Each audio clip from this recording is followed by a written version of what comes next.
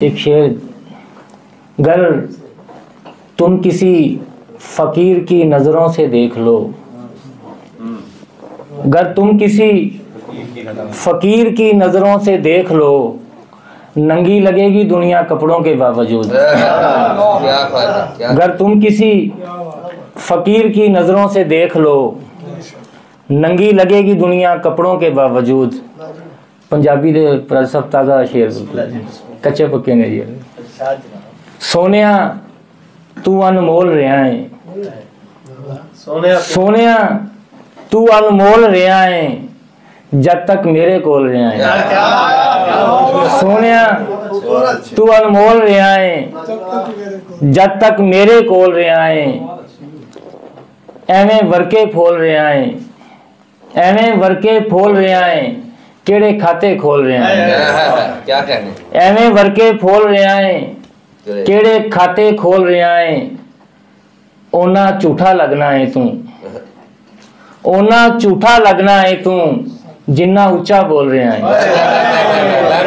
ओना झूठा लगना है तू,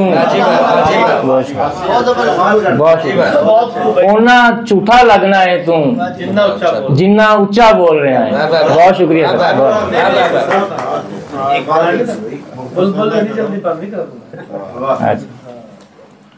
तुम जब